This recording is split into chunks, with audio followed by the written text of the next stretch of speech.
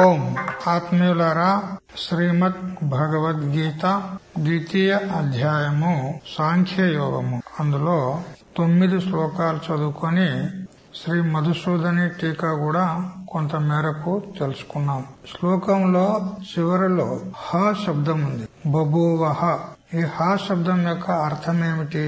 స్వభావతో జితాలస్యే సర్వశత్రుతాపనేచ తస్మిన్ ఆగంతుకం ఆలస్యం అతాపకత్వంచ న ఆస్పదం ఆధాస్యతి ఇది ద్యోతయితుం హ శబ్దః.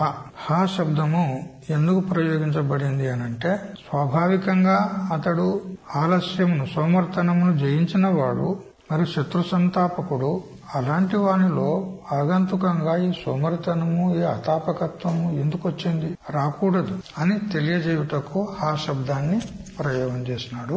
తర్వాత గోవింద హృషికేశ పదాభ్యాం సర్వజ్ఞత్వ సర్వశక్తిత్వ సూచకాభ్యాం భగవతః తన్మోహాపనోదనం అనాయాస సాధ్యం ఇది సూచితం. శ్లోకంలో హృషికేశ మరి గోవింద అనే శబ్దాలు భగవంతునికి విశేషణాలుగా ఏవైతే చెప్పబడ్డాయో వాటి చేత మనకేమని తెలియబడుతుంది? హృషికేశ అంటే సర్వశక్తిమంతుడు అని తెలుస్తుంది. ఎందుకంటే ఇంద్రియాలకు ప్రేరకుడయ్యి అంతర్యామి రూపంలో ఉండి సర్వశక్తిత్వ సంపన్నుడయ్యి మొత్తం శరీరాన్నే ప్రేరేపించేవాడు, శరీరాన్నే నడిపించేవాడు ప్రేరకుడు ఉన్నాడు. మరియు గోవింద అనే శబ్దం చేత గో అంటే వేదములు, వింద అంటే ఎరిగినవాడు, సమగ్ర వేదములను అన్నిటిని కూడా తెలిసినవాడు. ఎందుకంటే ప్రవర్తకుడు ఉన్నాడు, ఉపాదాన కారణం ఉన్నాడు, ఇంతేగాక సృష్టి స్థితి లయాలకు కూడా కారణం ఉన్నాడు. కాబట్టి అతడు సర్వజ్ఞుడు అని మనకు తెలుస్తుంది. ఈ సర్వజ్ఞత్వ సర్వశక్తిత్వ సూచకాభ్యాం, సర్వజ్ఞత్వాన్ని సర్వశక్తిత్వాన్ని సూచించినటువంటి ఈ 2 శబ్దాల చేత భగవంతుడైనటువంటి శ్రీకృష్ణునికి అర్జునుని యొక్క మోహమును నిరాకరించేటువంటి, తిరస్కరించేటువంటి సామర్థ్యము అనాయాసంగా సిద్ధిస్తుంది. అటువంటి సమర్థుడు శ్రీకృష్ణ పరమాత్మ. అంటే అర్జునుని యొక్క మోహాన్ని నివృత్తి చేయగల సమర్థుడున్నాడు అని మనకు ఈ 2 శబ్దాల ద్వారా తెలుస్తుంది. ఇంతటితో 9వ శ్లోకం యొక్క వ్యాఖ్యానమైంది. ఇప్పుడు 10వ శ్లోకంకు అవతారిక. ఏవం యుద్ధం ఉపేక్షితవతి అపి అర్జునే భగవాన్ న ఉపేక్షితవాన్ ఇది ధృతరాష్ట్ర దురాశ నిరాశాయ ఆహా. ఈ ప్రకారంగా యుద్ధమును నేను చెయ్యను అని ఉపేక్ష చేసినటువంటి అర్జునుడిని చూసి భగవంతుడైనటువంటి శ్రీకృష్ణ పరమాత్మ అర్జునుడిని ఉపేక్షించుట లేదు. అంటే ఏ విధంగా నేను యుద్ధం చెయ్యనని కూర్చున్నాడో, కూర్చుంటే కూర్చొని యుద్ధం చేయకపోతే నాకేమి అని ఉపేక్ష చేయలే శ్రీకృష్ణ పరమాత్మ. మళ్ళీ ప్రేరేపిస్తూ అది చెప్పడానికి ధృతరాష్ట్రుని యొక్క దురాశ ఏదైతే ఉందో, అంటే ఎలాగూ అర్జునుడు అయితే చతికిలబడ్డాడు, ఇక యుద్ధం చేయనని ఊరకున్నాడు, ఇక నా కుమారులకు రాజ్యము తప్పకుండా దక్కుతుంది, నా కుమారులకే విజయము అని ఆ ధృతరాష్ట్రుని యొక్క దురాశ ఏదైతే ఉందో దాన్ని నిరాకరణ చేయుటకు ఇప్పుడు ఉత్తర శ్లోకాన్ని ప్రవృత్తి చేస్తున్నాడు సంజయుడు. శ్లోకం చదవాలి. తమువాచ ఋషికేశః ప్రహసన్నివ భారత సేనయోరుభయోర్మధ్యే విషీదంతమిదం వచః. తం అంటే అతనిని, ఎవరిని? అర్జునుణ్ణి. హృషికేశ, ఋషికుడు అంటే ఇంద్రియాలను ప్రేరణ చేసేటువంటి అంతర్యామి అయినటువంటి శ్రీకృష్ణ పరమాత్మ ఉభయోహో సేనయోహో మధ్యే విషీదంతం తం, ఇరుసేనల మధ్యలో విషాదగ్రస్తుడయ్యి యుద్ధమును విరమించుకొని నేను యుద్ధం చేయను అని శోకగ్రస్తుడై ఉన్నటువంటి అర్జునుని గూర్చి ఋషికేశ, ఋషికేశుడు ఇదం వచః ఉవాచ, ఈ వచనాన్ని పలికినాడు. ఏ విధంగా పలికినాడు? ప్రహసన్నివ, ముసిముసి నవ్వులతో పలికినాడు. అయితే ఇక్కడ ఇవ శబ్దం ఉంది కదా, ప్రహసన్ ఇవ. ఇవ అంటే నవ్వినట్టు వలె నవ్విండు అంటే నవ్వలేదన్నట్టే. కొంచెం ముసిముసి నవ్వినట్టుగా ముఖం ఆ విధంగా కొంచెం కనిపించింది. ఆ ప్రకారంగా ఉండి అర్జునునితో ఈ వాక్యము పలికినాడు. ఏ వాక్యము? ముందు 11వ శ్లోకం ద్వారా చెప్తాడు. అయితే ఇక్కడ ఇదం వచః అన్నాడు. ఈ వచనం పలికినాడు అంటున్నాడు. కేవలం ఉవాచ అంటే సరిపోతుంది, ఇట్లు పలికెను అంటే సరిపోతుంది. కానీ ఈ వచనం పలికెను, ఈ వచన శబ్దము పూర్తిగా హృదయపూర్వకంగా చెప్పినట్టుగా లేదు. ఏ విధంగా మనము ఆరంభంలో దృష్ట్వాదు పాండవానీకం వ్యూఢం దుర్యోధనస్తత ఆచారం ఉపసంగమ్య రాజా వచనం అబ్రవీత్ అని చోట కూడా మనం తెలుసుకున్నాం. వచనం అనేది కేవలం మౌఖిక వచనమే, కానీ అంతఃకరణం నుంచి వచ్చినటువంటి వాక్యం కాదు అని మనం అక్కడ వచన శబ్దానికి అర్థం తెలుసుకున్నాం. ఇక్కడ కూడా వచః అనే శబ్దాన్ని ప్రయోగం చేసినాం. అయితే మరి భగవంతుడు కూడా లోన ఒకటి పెట్టుకుని పైకి ఒకటి మాట్లాడతాడా? ఇక్కడ భగవంతుడు మాట్లాడుతున్నాడు, శ్రీకృష్ణుడు పలికిండు అని చెప్తున్నాడు. అంటే శ్రీకృష్ణుడు ఆ విధంగా హృదయంలో ఒకటి పెట్టుకుని బయటకు ఒకటి మాట్లాడినట్టు ఏమీ లేదు. కాకపోతే ఇక్కడ అర్జునుణ్ణి పురికొల్పడానికి, ప్రేరేపించడానికి, అతనికి ఆత్మజ్ఞానాన్ని బోధించడానికి ఉద్యుక్తుడైనాడు.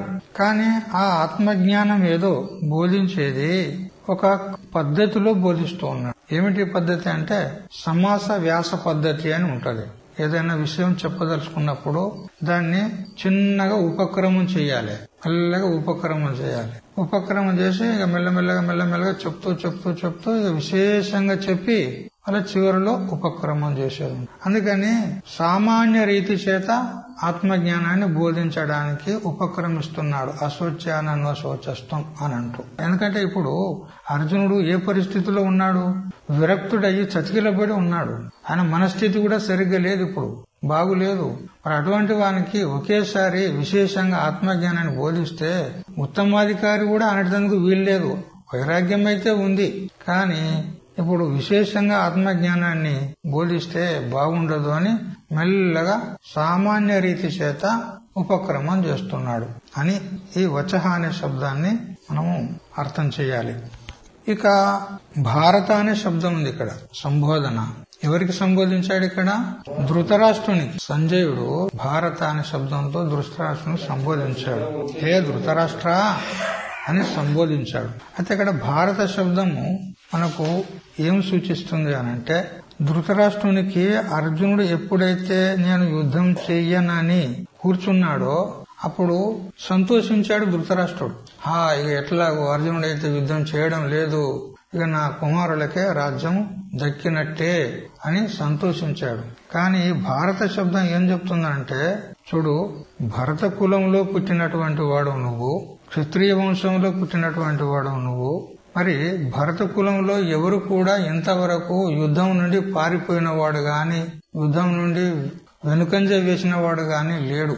మరి ఈనాడు అర్జునుడు యుద్ధం చేయకుండా వెనుకంజ వేస్తున్నాడంటే నువ్వు చెప్పాలి, భరత కులంలో పుట్టినవు కాబట్టి నువ్వు అనాలే. ఏమని అనంటే, హే అర్జున, భీరుని వలె భరత కులంలో ఇంతవరకు ఎవరు ఈ విధంగా ప్రవర్తించలేదు, నువ్వెలా ప్రవర్తిస్తున్నావు, లే యుద్ధం చెయ్యి అని ఇటువంటి భావన నీకు రావాలి. కానీ రావడం లేదే, ఇది నీకు ఉచితం కాదు అని హెచ్చరిక చేస్తున్నాడు సంజయుడు. ఇక్కడ టీకలోకి పోదాం పద. సేనయోహో ఉభయోహో మధ్యే యుద్ధోద్యమేన ఆగత్య తద్విరోధినం విషాదం మోహం ప్రాప్నువంతం తం అర్జునం ప్రహసన్ ఇవ అనుచిత ఆచరణ ప్రకాశనేన లజ్జా అంబుధౌ మజ్జయన్నివ ఋషికేశః సర్వాంతర్యామి భగవన్ ఇదం వక్ష్యమాణం అశోచ్యానిత్యాది వచః పరమ గంభీర అర్థం అనుచిత ఆచరణ ప్రకాశకం ఉక్తవాన్ నతు ఉపేక్షితవాన్ ఇత్యర్థః.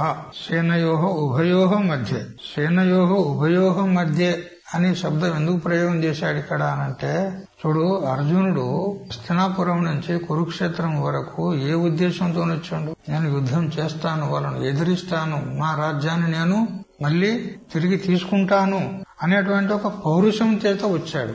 యుద్ధం చేస్తానని పౌరుషం చేత వచ్చాడు.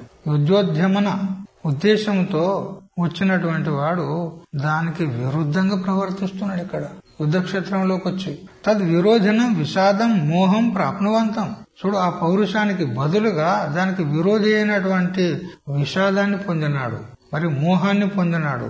ఈ విధంగా పొందినటువంటి అర్జునుణ్ణి చూసి భగవంతుడు నవ్వుకున్నాడు. పెద్ద మునగానిలాగా వచ్చాడు యుద్ధం చేస్తానని.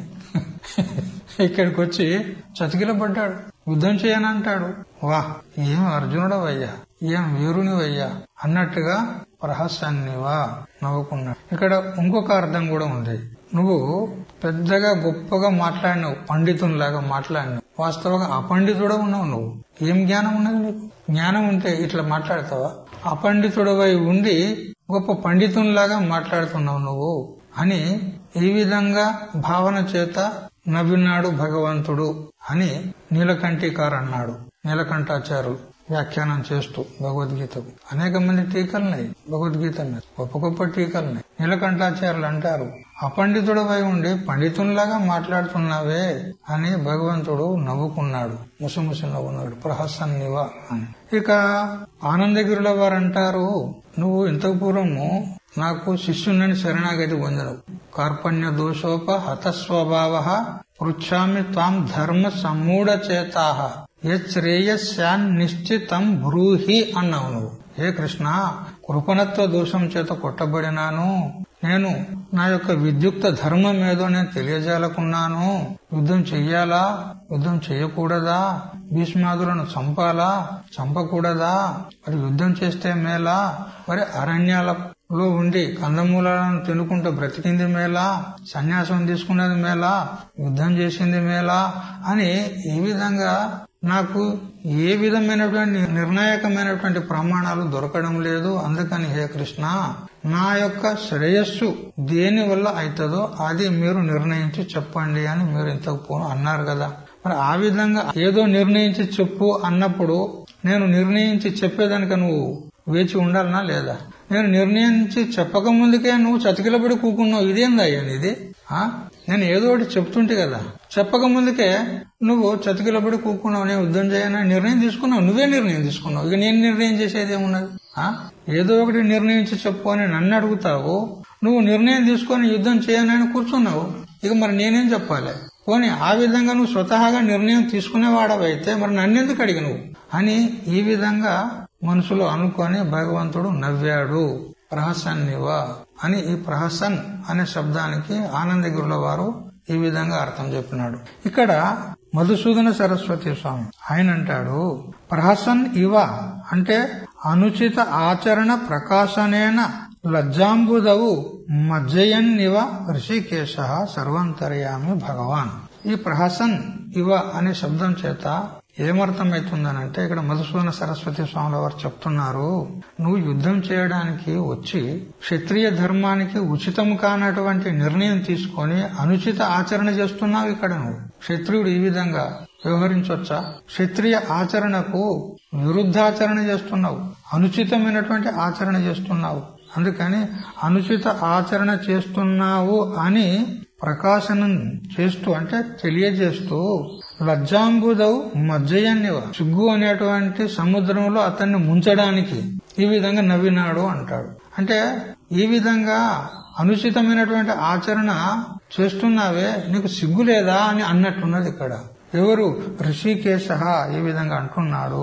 సర్వాంతర్యామి. ఋషికేశుడు అంటే సకల ఇంద్రియాలను ప్రేరేపించేటువంటి వాడు మరియు సకల ఉపాధుల యందు సకల బ్రహ్మాండమునందు అంతర్యామి రూపంలో ఉన్నటువంటి వాడు భగవంతుడైనటువంటి శ్రీకృష్ణుడు. ఇదం వక్షమానం అశోచ్యాన్ ఇత్యాది వచః. ఇప్పుడు ముందు 11వ శ్లోకం నుంచి అశోచ్యానం అశోచస్తం అని ఈ వచనాన్ని పలుకుతాడు. ఆ వచనం ఎటువంటిది? పరమ గంభీరార్థం, చాలా గంభీరమైనటువంటి అర్థంతో కూడుకున్నటువంటి వాక్యాన్ని పలుకుతాడు. ఏమయ్యా అర్జున, పెద్ద పండితుల్లాగా మాట్లాడుతున్నావు. పండితుల్లాగా మాట్లాడతావు, భీరులాగా పిరికివన్లాగా నేను యుద్ధం చేయను అంటావు. ఇది నీకు ఉచితమా అని గంభీరమైనటువంటి అర్థం కలిగినటువంటి వాక్యాన్ని అశోచ్యాన అంటూ ముందు అంటాడు. అనుచిత ఆచరణ ప్రకాశకం ఉక్తవాన్ నతు ఉపేక్షితవాన్ ఇత్యర్థ.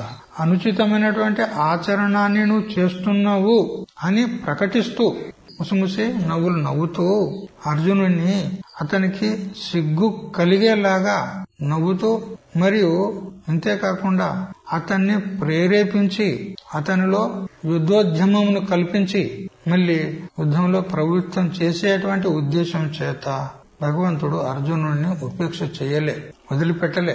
అనుచిత ఆచరణ ప్రకాశనైన లజ్జోత్పాదనం ప్రహాస. అయితే ఇక్కడ ప్రహాసం అంటే ముసిముసి నవ్వు ఏదైతే ఉందో దానికి లక్షణం చేసినాడు మధుసూదన సరస్వతి. అనుచిత ఆచరణ ప్రకాశనైన లజ్జోత్పాదనం ప్రహాస. అనుచిత ఆచరణము చేస్తున్నావని చూపెడుతూ తెలియజేస్తూ సిగ్గును ఉత్పన్నం చేయుట కోసము ఈ ముసిముసి నవ్వినాడు. ఆ ముసిముసి నవ్వు యొక్క తాత్పర్యం ఇదన్నమాట.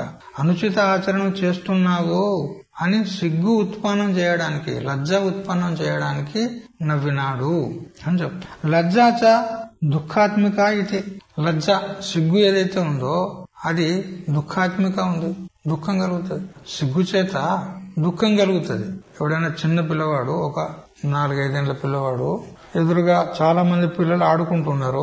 ఈ పిల్లవాడు వాళ్ళతో కలిసి ఆడడానికి పరిగెత్తుకుంటూ వచ్చాడు.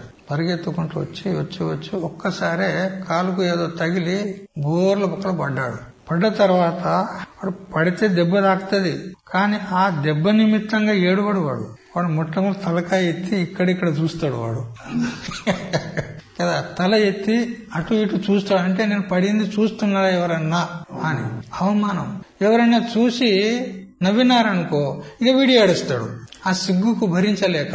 అందుకని సిగ్గు అనేది దుఃఖ రూపం ఉన్నది. మరి దుఃఖం ఎవరికైనా ఇష్టం ఉంటుందా? దుఃఖము ద్వేష్యం ఉన్నది.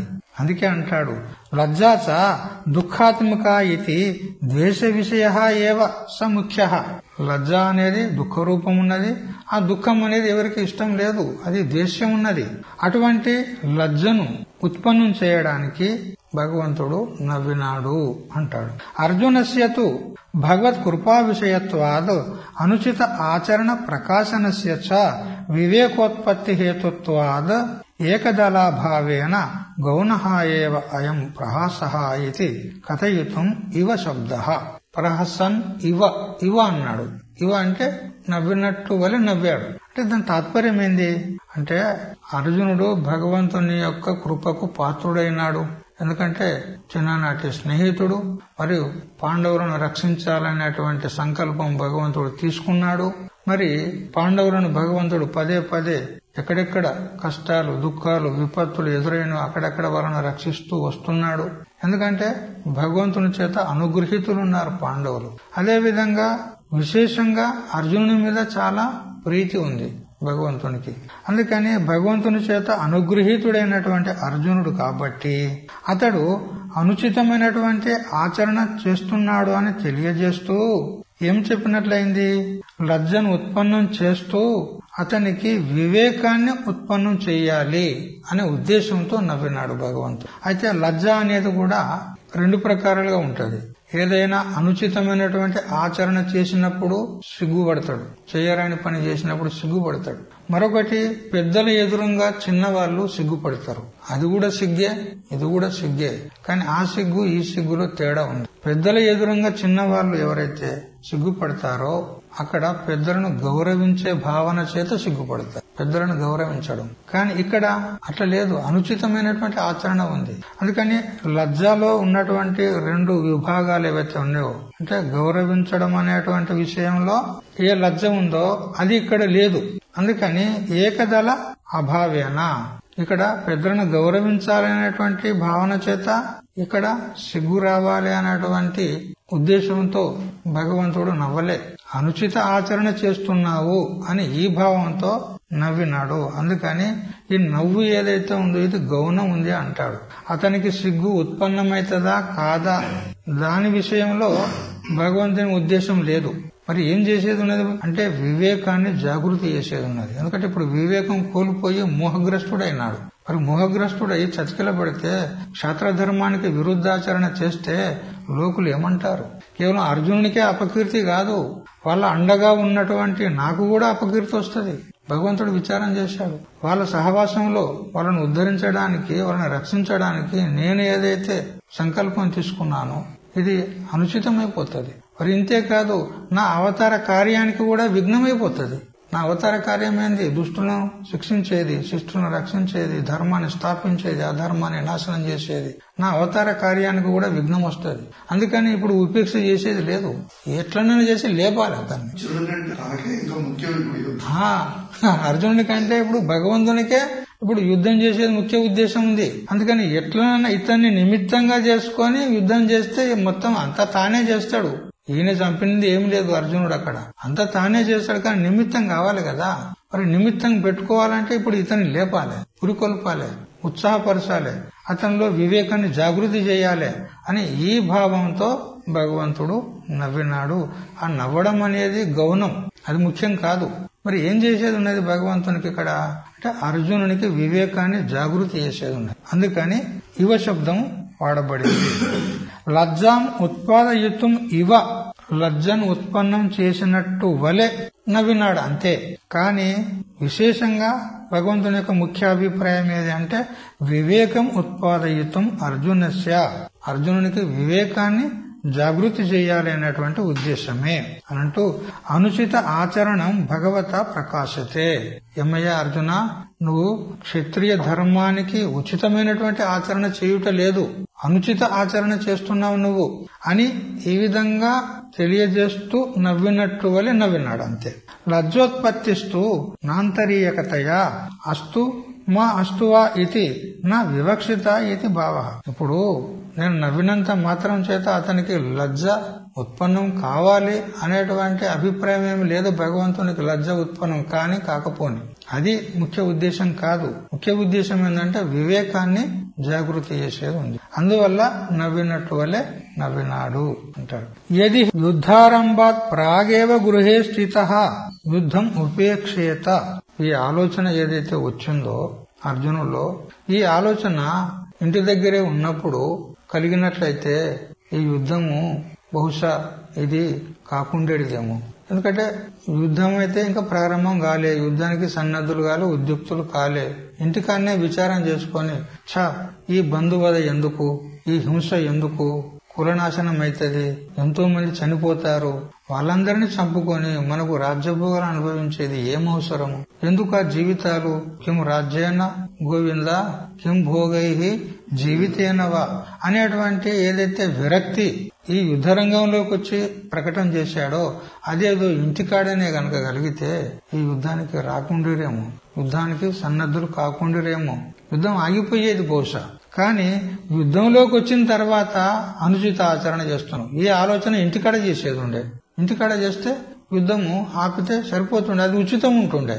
ఇంటికాడ ఉండి ఈ ఆలోచన చేసి యుద్ధాన్ని ఆపితే అది క్షత్రియోచిత ధర్మమై ఉంటుండే. నేను యుద్ధం చెయ్యను, నాకు యుద్ధం చేసే ఇష్టం లేదు, కుల నష్టం చేసేది ఇష్టం లేదు, పితరులను, బాంధవులను, గురువులను అందరిని చంపేటువంటి నాకు ఇష్టం లేదు, నేను వానప్రస్థం తీసుకుంటా అని అంటే ఉచితం ఉంటుండే ఇంటికాడ. అది క్షత్రియులకు ఉచితమే. అయితే ఇంటికాడ ఉండి నేను సన్యాసం తీసుకుంటా అంటే కూడా ఉచితం కాకుండే. ఎందుకంటే క్షత్రియులకు సన్యాసం విధానమే లేదు. సన్యాసం ఎట్లా తీసుకుంటాడు? వానప్రస్థం తీసుకోవచ్చు. ఆ విధంగా ఆలోచిస్తే బాగుంటుండే. కానీ నువ్వు యుద్ధంలోకి వచ్చి యుద్ధం చేస్తానని పౌరుషంతో ఆక్రోశంతోనే వచ్చినవు. ఇక్కడికి వచ్చి నేను యుద్ధం చేయనంటే ఇది అనుచితమైనటువంటి ఆచరణ అంటాడు. తదా నా అనుచితం కురియాదు.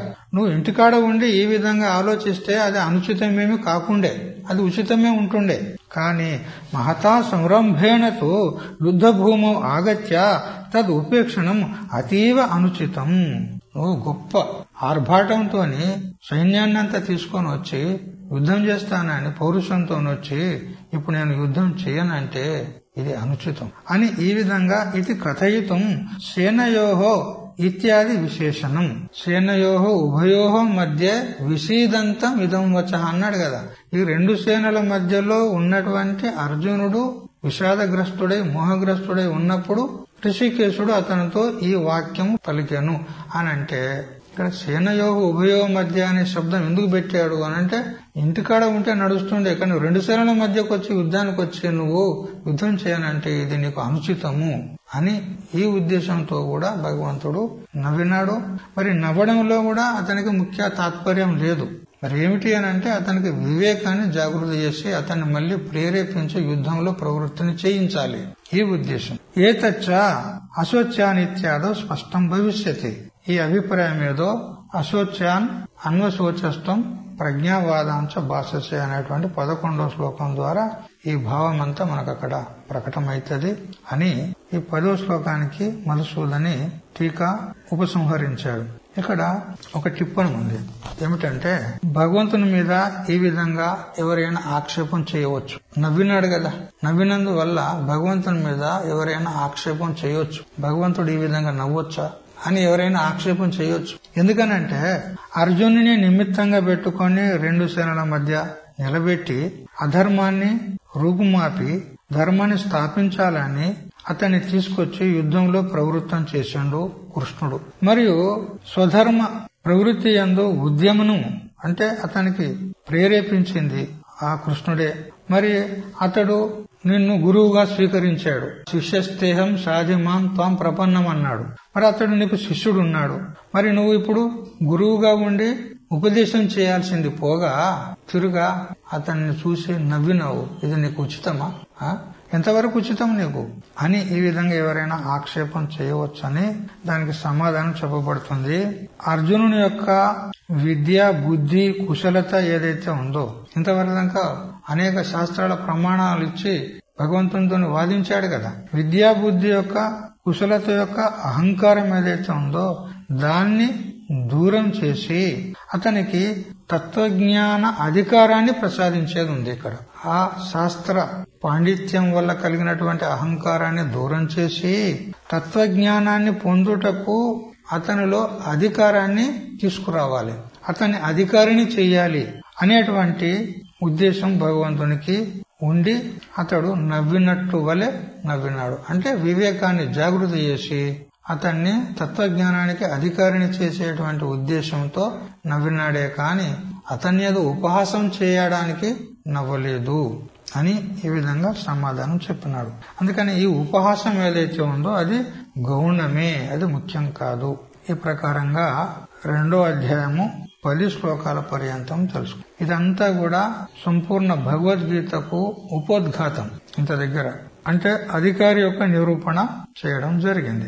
ఇక ఇక్కడ నుండి ఇప్పుడు భగవద్గీత ఉపక్రమించబడుతుంది, భగవద్గీత ప్రారంభించబడుతుంది. ఇంత దగ్గర జరిగింది భగవద్గీత కాదు, అర్జున గీత. అర్జునుడే మాట్లాడినాను కదా అంతా.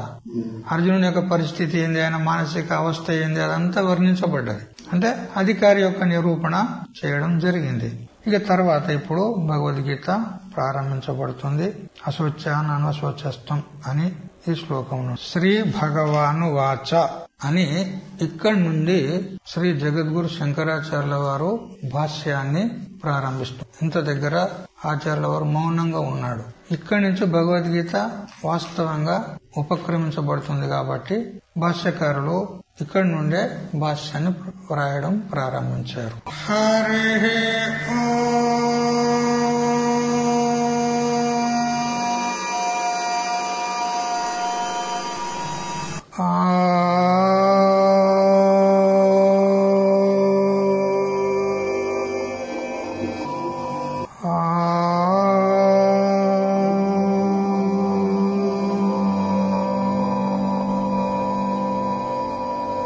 వసుదేవసుతం దేవం కంసచాణూరమర్దనం దేవకీ పరమానందం కృష్ణం వందే జగద్గురుం శంకరం శంకరాచార్యం కేశవం బాదరాయణం సూత్రభాష్యకృతో వందే భగవంతో పునః పునః ఈశ్వరో గురురాత్మేతి మూర్తిభేద విభాగినే వ్యోమవద్వ్యాప్తదేహాయ దక్షిణామూర్తయే నమః యుక్తాహార విహారాయ వివిక్తస్థలవాసినే మలయాళయతీంద్రాయ బ్రహ్మనిష్ఠాయ తే నమః. ఓం పూర్ణమదః పూర్ణమిదం పూర్ణాత్ పూర్ణముదచ్యతే పూర్ణస్య పూర్ణమాదాయ పూర్ణమేవావశిష్యతే.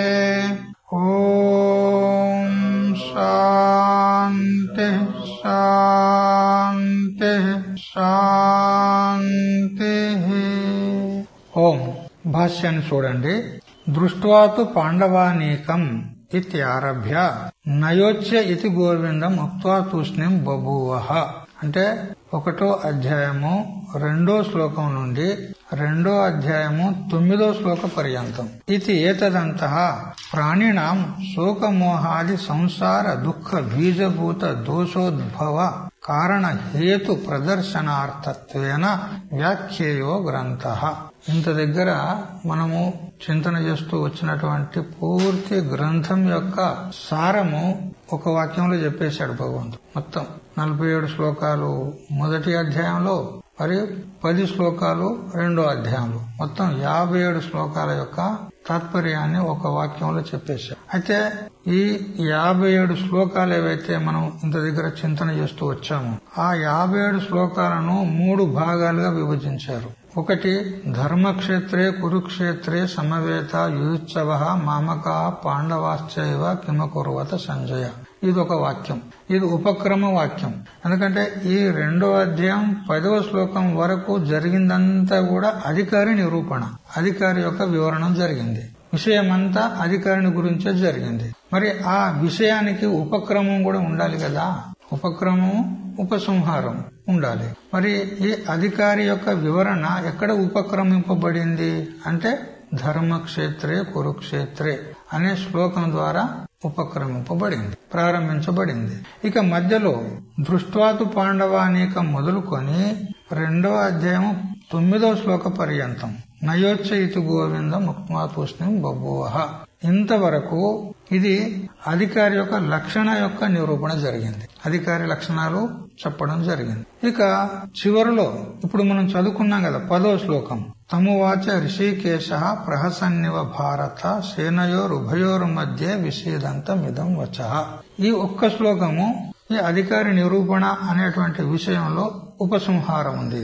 ఈ శ్లోకం 10వ శ్లోకము ఉపసంహారం ఉంది. ఇక మధ్యలో ఏవైతే 55 శ్లోకాలు, మొత్తం 57 శ్లోకాలు, మొదటి అధ్యాయంలో 47, ఇవి 10, 57. ఆ 57లో మొదటిది ఉపక్రమం, చివరిది ఉపసంహారం. 2 శ్లోకాలు తీసేస్తే ఇక 55 శ్లోకాలలో ఏదైతే చెప్పబడిందో అదంతా అధికారి యొక్క లక్షణ నిరూపణ చేయడం జరిగింది. అయితే ఈ 55 శ్లోకాలు అన్ని కలిసి ఒకే వాక్యంగా తెలుసుకోవాలి. ఏకవాక్యత, ఒకే వాక్యం అంతా కలిసి మొత్తం 55 శ్లోకాలు. ధర్మక్షేత్రే కురుక్షేత్ర అనేది మొదటి శ్లోకము, అది ఉపక్రమ వాక్యం. మరి ఇక్కడ 2వ అధ్యాయం 10వ శ్లోకము ఉపసంహార వాక్యం. మరి మధ్యలో 55 శ్లోకాలన్నీ కలిసి ఏకవాక్యం, ఏకవాక్యత అని తెలుసుకోవాలి. ఈ విధంగా 3 విభాగాలుగా చేసి దృష్ట్వాతు పాండవానీకం మొదలుకొని నయోచ్చయితు గోవింద అనేటువంటి శ్లోకం దగ్గర ఇది ఏతదంతః ప్రాణినాం శోక మోహాది సంసార దుఃఖ బీజభూత దోషోద్భవ కారణ హేతు ప్రదర్శనార్థత్వేన వ్యాఖ్యేయ గ్రంథః. ఇంత దగ్గర 55 శ్లోకాల్లో దాని ద్వారా ఏం తెలుసుకోవాలి? ప్రాణినాం అన్నాడు. ప్రాణులు అంటే జీవో ప్రాణధారణే, జీవులు, సకల జీవులకు అందరికీ కూడా శోక మోహాది సంసార దుఃఖ బీజభూత ఆది అన్నాడు. శోక మోహాది అన్నాడు. ఆది శబ్దం చేత ఇంకా సంపూర్ణ అనర్థం, కర్తృత్వం, భోక్తృత్వం, ఏదేది అనాత్మాధ్యాస తన యందు ఆరోపించుకున్నాడు జీవుడు. ఇదంతా సంసారం. ఈ సంసార దుఃఖానికి బీజభూతమైనటువంటి దోషాన్ని చూపెడుతూ ఈ సంసార దుఃఖానికి శోకమోహాలకు కారణం ఏది అంటే ముఖ్యంగా అహంకారం. తనలో అహంకారం ఉంది అంటే నేను అనేటువంటి అహంకారం ఉంది కదా, ఆ అహంకారం వలనే ఈ శోకమోహాలు కలుగుతాయి. ఎందుకనంటే ఆ అహంకారానికి ఏదైనా ప్రతిబంధకం వచ్చిందనుకో, అప్పుడు క్రోధమన్నా వస్తుంది, శోకమోహన్న వస్తుంది. అహంకారానికి దెబ్బ దాకనీయడు ఏ మనిషి కూడా, చూడు ఏ ప్రాణి కూడా. వాని అహంకారానికి దెబ్బ తగిలిందనుకో ఇంకా వాడు శుద్ధిలో ఉండడు. ఏడోనన్నా ఏడుస్తాడు, లేకపోతే రివెంజ్ కోపానికి వస్తాడు. అహంకారానికి దెబ్బ రానియడు. అదే అహంకారమే శోకమోహాలకు కారణం. ఇక ఆ అహంకారం కూడా ఎందువల్ల వచ్చిందంటే ఇక దానికి కారణం ఉంది, అజ్ఞానం. అహంకారమే అజ్ఞానం, అజ్ఞానమే అహంకారం, రెండు వేరు కాదు. వృత్తి ప్రభాకరంలో స్పష్టంగా చెప్పినాడు, అహంకార ఏవ అజ్ఞానం నతు అన్యః. కాబట్టి ఈ శోకమోహాది సంసార దుఃఖానికి బీజభూతమైనటువంటి కారణమైనటువంటి ఏ దోషరూప అహంకారం ఉన్నదో దాన్ని ప్రదర్శిస్తూ వ్యాఖ్యానం చేసుకోవాలి ఇంత గ్రంథాన్ని అంతటి. అంటే ఈ శోకమోహాలు ఎందుకు కలిగినాయి, శోకం కలగడానికి కారణం ఏంది అని అంటే, శోకం అంటే లక్షణం చేసినాడు ఆనందగిరుల వారు. శోకో మానస సంతాప. శోకం అంటే ఏంది, మానసిక సంతాపం. మరి మోహం అంటే ఏంది, వివేక అభావ. ఈ శోకము మోహము అంటే మానసిక సంతాపము, మరి వివేక అభావము. దీని చేత సంసార దుఃఖం కలుగుతుంది. ఆ సంసార దుఃఖానికి కారణం ఎవరు అంటే బీజభూతమైనటువంటి దోషం. సంసారానికి బీజం ఎవరు, అజ్ఞానం. దానివల్ల కలిగినటువంటి అహంకారం. దీన్నంతా వర్ణిస్తూ ఇక ఈ అహంకారానికి భంగం ఏర్పడింది. అర్జునుడు అహంకారంతో యుద్ధం చేయడానికి వచ్చాడు, కానీ ఎదుట భీష్మాదులను చూసేసరికి అహంకారం అణిగిపోయింది. అప్పుడు మోహం కలిగింది. ఎందుకు కలిగింది, వివేకాన్ని కోల్పోయినాడు. వివేకాన్ని కోల్పోయి మానసిక సంతాపం చేత శోకిస్తున్నాడు. ఆ విషయాన్ని అంతటిని కూడా వర్ణిస్తూ అధికారి యొక్క నిరూపణ చేయడం జరిగింది ఇంత గ్రంథ సందర్భం చేత అని చెప్తూ తథాహి దాన్నే కొంచెం స్పష్టీకరణ చేస్తున్నాడు భగవంతుడు. ఈ ఒకటే వాక్యం లోపల సంపూర్ణ గ్రంథం ఇంత దగ్గర జరిగిన దానికి అంతటి సారం చెప్పినాడు. చెప్పి దాన్ని కొంచెం ఇంకా స్పష్టం చేస్తాం. ఎందుకంటే ఇది వ్యాఖ్యాన పద్ధతి అన్నమాట. మొదలు సంక్షేపంగా చెప్పాలి, చెప్పి దాన్ని విస్తారం చేయాలి. విస్తారం చేసి మళ్ళీ అంతటిని సమగ్రంగా దాని సారాన్ని తీసుకొని మళ్ళీ సంక్షేపంగా ఉపసంహారం చేయాలి. ఇది వ్యాఖ్యాన పద్ధతి అన్నమాట. అందుకని ఇంత గ్రంథ సందర్భం చేత ఏం జరిగింది, ఏం చెప్పబడింది అనేది ఒక వాక్యంలో సంక్షేపంగా భగవంతుడు శంకరాచార్యుల వారు చెప్పి దాన్ని ఇప్పుడు ఇంకింత విశ్లేషణ చేస్తున్నాడు. తథాహి అంటే తదేవ ప్రతిపాదనం. తథాహి, తథాహి అనే శబ్దం ఎప్పుడు వాడతారు అంటే ఒక విషయాన్ని సంక్షేపంగా చెప్పిన తర్వాత దాన్నే ఇంకా విస్తరించి చెప్పుట. తదేవ ప్రతిపాదనం, దాన్నే ప్రతిపాదిస్తూ ఉన్నాడు. తథాహి అర్జునేన రాజ్య గురు పుత్ర మిత్ర సుహృత్ స్వజన సంబంధి బాంధవేషు అహం ఏషాం మమ ఏతే ఇత్యేవం ప్రత్యయ నిమిత్త స్నేహ విచ్ఛేదాది నిమిత్తౌ ఆత్మనః శోకమోహో ప్రదర్శితౌ కథం భీష్మోహం సంఖ్యే ఇత్యాదిన. దాన్నే చెప్తూ అర్జునుని ద్వారా ఈ విధమైనటువంటి శోకమోహాలను ప్రదర్శించడం జరిగింది అంటాడు. ఎందువల్ల శోకమోహాన్ని ప్రదర్శించాడు అర్జునుడు అంటే రాజ్య అంటాడు. రాజ్యం అంటే రాజ్య పరిపాలన. అంటే వీరందరినీ చంపి నేను రాజ్య పరిపాలన చెయ్యాలా అని అతనికి శోకమోహాలు కలిగినాయి.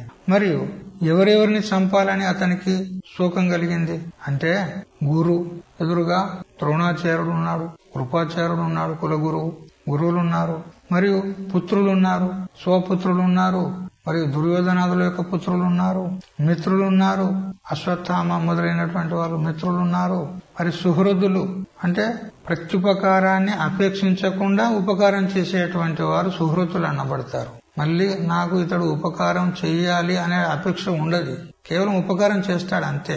అతడు చేస్తాడా చేయడు నాకు అపేక్ష లేదు. అటువంటి వారు సుహృతులు. ఎవరు ఇక్కడ భగవంతుడు ఉన్నాడు, ఇంకెంతో మంది ఉన్నారు. మరియు స్వజనులు ఎవరు, దుర్యోధనాదులు.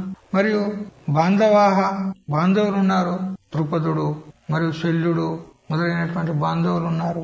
అవన్నీ చెప్తాడు ఆనందగిరిలో వారు స్పష్టం చేస్తాడు. అవన్నీ వీరందరి యందు అహం ఏషాం నేను వీరి వాడను, మమ్మ ఏతే వారు నా వారు అనేటువంటి ఈ అహంకార మమకారాలు. అహం ఏషాం నేను వారి వాడను అనే అహంకారం, ఏతే మమ వాళ్ళు నా వారు అనేటువంటి మమకారం. ఈ అహంకార మమకారాలు ఏవైతే ఉన్నాయో ఇత్యేవం ప్రత్యయ నిమిత్త, ఈ ప్రత్యయం అంటే ఈ జ్ఞానం ఏదైతే కలిగిందో నేను వారి వాడను వారు నా వారు అనేటువంటి ఏదైతే వృత్తి ఉదయించిందో, ప్రత్యయం ఉదయించిందో దాని నిమిత్తం చేత స్నేహ విచ్ఛేదాది నిమిత్తం మరి వారి యందు ఉన్నటువంటి స్నేహము అది విచ్ఛిన్నమైపోతుంది. ఇప్పుడు యుద్ధం చేసినాం అనుకో, వారు నా నుండి అయినా దూరం అవుతారు, నేను వారి నుండి అయినా దూరం అవుతాను. అది స్నేహ విచ్చిత్తి, ఈ స్నేహం భిన్నమైపోతుంది అనేటువంటి నిమిత్తం చేత ఆత్మనః శోకమోహో ప్రదర్శితవు, అర్జునుడు తన యొక్క శోకమోహాలను ప్రదర్శించాడు. నేను యుద్ధం చెయ్యను అని ఏమన్నాడు? కథం భీష్మహం సంఖ్యే ద్రోణంచ మధుసూదన ఇషుభి ప్రతియోచ్యామి పూజార్హావరిసూదన అన్నాడు. ఈ భీష్ముణ్ణి, ద్రోణుణ్ణి, ఇంకా పూజార్హులైనటువంటి ఎంతో మంది ఉన్నారు, వారిని నేను ఈ యుద్ధంలో శరముల చేత, బాణాల చేత కుట్టి వారిని ఏ విధంగా హతమార్చాలి అని అతడు శోకమోహగ్రస్తుడైపోయినాడు. ఇత్యాదిన అన్నాడు. ఈ మొదలుకొని అన్నాడు. ఇంకా అనేకమైనటువంటి వాక్యాలు అతడు చెప్పినవి మనం విన్నాం. నకాంక్షే విజయం కృష్ణ అంటాడు. అపిత్రైలోక్య రాజ్యస్య హేతోకిమను మహీకృతి అని ఎన్నో రకాలుగా ఆలోచించి అతడు శోకము మరియు మోహం చేత గ్రస్తుడైనాడు. శోక మోహాభ్యాం హి అభిభూత వివేక విజ్ఞాన, అతడు ఏమైపోయినాడు అంటే శోక మోహాల చేత అతని యొక్క వివేక విజ్ఞానము అభిభూతమైపోయింది అంటాడు. నష్టమైపోయిందని చెప్పడంలే, వివేకం నష్టమైపోయిందని చెప్పడంలే, అభిభూతమైంది, అణచబడింది అంతే. అభిభూతమైనందువలన స్వతహా ఏవ క్షత్రధర్మే యుద్ధే ప్రవృత్త అపి, స్వయంగా క్షాత్రధర్మమైనటువంటి యుద్ధం నందు ప్రవృత్తుడు అయినప్పటికీ కూడా తస్మాత్ యుద్ధాద్ ఉపరరామ, ఆ యుద్ధం నుండి అతడు ఉపరమణం అయినాడు, విరమించుకున్నాడు. నేను యుద్ధం చేయనంటున్నాడు. పరధర్మంచ భిక్షా జీవనాధికం కర్తం ప్రవృత్తే, పరధర్మము ఏది? భిక్షాచర్యం, సన్యాసం. క్షత్రియ ధర్మం కాదది.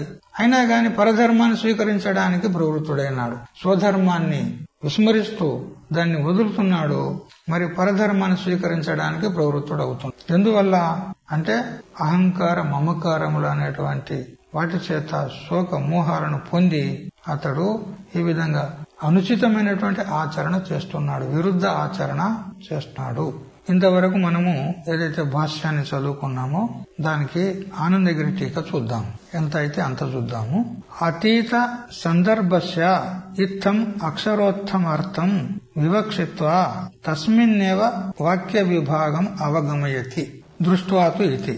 అతీత సందర్భస్య, ఇంత దగ్గర జరిగిన గ్రంథ సందర్భములో ఏదైతే అక్షర ఉత్తమ అర్థం అంటే అర్జునుడు ఏదైతే అతడు చెప్పినాడో, ఏదైతే విషయం జరిగిందో దాని వివక్ష ఏదో అది చూపెడుతూ ఈ జరిగిన గ్రంథంలో 3 విభాగాలు చేసినాడు అంటాడు. మొదటిది ధర్మక్షేత్రే కురుక్షేత్రే అనేటువంటిది ఉపక్రమ వాక్యము, మరియు 10వ శ్లోకం 2వ అధ్యాయంలో అది ఉపసంహార వాక్యము. ఇక మధ్యలో దృష్ట్వాతు పాండవానేకం మొదలుకొని మరియు నయోచ్చ ఇతి గోవింద అనే అంతవరకు దగ్గర ఇది అధికారి యొక్క లక్షణ నిరూపణం జరిగింది. అది చెప్తున్నాడు. ఈ 57 శ్లోకాల గ్రంథం ఏదైతే ఉందో దాన్ని 3 భాగాలుగా చేసి ధర్మక్షేత్రే కురుక్షేత్రే ఇది ఆది ఆద్య శ్లోక తావద్ ఏకం వాక్యం. ధర్మక్షేత్రే కురుక్షేత్రే అనేది ఆది శ్లోకం ఉన్నది, మరియు ఉపక్రమ శ్లోకం ఉన్నది. అది ఒక వాక్యం అని తెలుసుకోండి. ధర్మక్షేత్ర అనే శ్లోకం ఒక వాక్యం. ఎందుకంటే శాస్త్రశ కథా సంబంధ పరత్వేన పర్యవసానాత్, శాస్త్రం అంటే భగవద్గీత శాస్త్రం ఏదైతే ఉందో ఆ యుద్ధ క్షేత్రంలో ఏమేమి జరిగింది ఆ కథా సందర్భాన్ని అంతటిని కూడా చెప్పడానికి సంజయుడు ఉపక్రమించాడు. అక్కడ ఆ యుద్ధంలో ఏమేమి జరిగింది అంత చెప్పడానికి, ధృతరాష్ట్రునికి చెప్పడానికి ఉపక్రమించాడు. అందుకని ఇది ఉపక్రమ వాక్యం. దృష్ట్వా ఇత్యారభ్య యావత్ తూష్ణీం బభూవ ఇది తావచ్చ ఏకం వాక్యం. ఇక దృష్ట్వాతు పాండవానేకం మొదలుకొని తూష్ణీం బభూవ ఇంత దగ్గర ఇది ఒక వాక్యం. ఇతః ఆరభ్య, ఇక అక్కడి నుంచి ఇదం వచః అంటే చివరి శ్లోకము 2వ అధ్యాయం 10వ శ్లోకం ఏదైతే ఉందో ఇది ఏతదంతో గ్రంథో, ఇది ఉపసంహార వాక్యం. ఈ విధంగా 3 వాక్యాలుగా జరిగిన గ్రంథాన్ని సంపూర్ణంగా విభజన చేసి ఇది ఏతదంతో గ్రంథో భవతి అపరం వాక్యం ఇది విభాగ, ఈ 10వ శ్లోకం అనేది 3వ వాక్యము అని ఈ విధంగా 3 వాక్యాలుగా విభజన చేసుకోవాలి. అయితే ఇక్కడ మొదటి శ్లోకం ఒక వాక్యం అంటే యోగ్యం ఉంది, చివరి శ్లోకము ఇదొక వాక్యం అంటే యోగ్యం ఉంది. కానీ మధ్యలో 55 శ్లోకాలను కలిపి ఒకటే వాక్యం అని అంటున్నారు. అది ఎట్లా అని ఈ విధంగా శంక లేపి దానికి సమాధానం చెప్తున్నాడు ఆనందగిరిలో వారు. నను అంటూ నను ఆద్య శ్లోకస్య యుక్తం ఏకవాక్యత్వం ప్రకృత శాస్త్రస్య మహాభారతే అవతారావద్యోతితత్వాలు అంటాడు. ఎందుకంటే మహాభారత యుద్ధం యొక్క అవతరణం అంటే ప్రారంభము అవుతుంది కాబట్టి ధర్మక్షేత్రే కురుక్షేత్రే అనేటువంటి శ్లోకం మొదటి శ్లోకం ఏదైతే ఉందో అదొక వాక్యము, ఉపక్రమ వాక్యము అని మనం చెప్పుకోవడం ఉచితమే. మరియు అంతిమస్యాపి సంభవతి ఏకవాక్యత్వం అర్జున ఆశ్వాసనార్థతయా ప్రవృత్తత్వాత్. చూడు, అంతిమ శ్లోకం అంటే 2వ అధ్యాయం 10వ శ్లోకం ఏదైతే ఉందో అది కూడా ఒక వాక్యము అని చెప్పుటకు ఉచితమే అంటాడు. ఎందుకనంటే అర్జునునికి ఆశ్వాసనం ఇచ్చినాడు భగవంతుడు. అంటే హే అర్జున, నువ్వు భయపడకు, యుద్ధం చెయ్యి, ఇదేం అధర్మం కాదు, ఇది నీ కర్తవ్యం ఉంది అని అంటూ అర్జునునికి ఆశ్వాసం ఇచ్చినాడు భగవంతుడు. ఇది ఒక వాక్యము, చివరి శ్లోకం, ఇది ఉచితమే. కాని మధ్యమస్యతు కథం ఏకవాక్యత్వం ఇత్యాశంక్య అర్థైకత్వాలు ఇత్యాహ. మరి మధ్యలో 55 శ్లోకాలను కలిపి ఏకవాక్యం అని ఎలా మీరు చెప్తున్నారు అనంటే అది కూడా ఒకటే వాక్యమయ్యా అంటాడు. ఎందుకు? అర్థైకత్వాత్. ఆ 55 శ్లోకాల యొక్క అర్థం అంతా కూడా ఒకటే ఒకటి. ఏంటిది? అధికారి నిరూపణ. అధికారి ఏ విధంగా ఉండాలి? వివేకము, వైరాగ్యము, షట్సంపత్తి, ముముక్షుత్వము అనేటువంటి 4 సాధనాలు కలిగి ఉండాలి. మరియు మలదోషము లేనివాడై, విక్షేప దోషం లేనివాడై, కేవల స్వరూప అజ్ఞానం మాత్రం కలవాడై ఉన్నవాడు అధికారి అని అధికారి యొక్క నిరూపణ సంపూర్ణంగా ఈ 55 శ్లోకాల చేత చెప్పినాడు. కాబట్టి ఇక్కడ అనేక వాక్యాలు ఉన్నాయి, కానీ అన్నిటిని ఏకవాక్యంగా ఎందుకు చెప్తున్నాము? అర్థైకత్వాత్. వాటి యొక్క అర్థం అంతా ఒకటే. సారభూతమైనటువంటి అర్థం ఏంది? అధికారి యొక్క లక్షణ నిరూపణం. అందువల్ల ఏకవాక్యముగా మేము చెప్తున్నామనంటూ ప్రాణినాం ఇది అనంటూ భాష్యకారులు చెప్పినారు. శోకం, ప్రాణుల యొక్క శోకమోహాలకు సంబంధించినటువంటి ఏ దుఃఖం కలిగిందో దాని యొక్క వర్ణన చేయబడింది అని అన్నాడు కదా. శోకం, మోహం అంటే ఏమిటి? శోకం అంటే మానస సంతాప. మానసికమైనటువంటి సంతాపమే దుఃఖము, మానసిక దుఃఖమే శోకం. మోహం అంటే ఏంది? వివేక అభావ.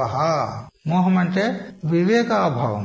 వివేకాన్ని కోల్పోయినాడు అంటే నష్టమైందని కాదు, అభిభూతమైంది. వివేకము అభావమైంది, దానికే వివేక అభావానికే మోహము అంటారు.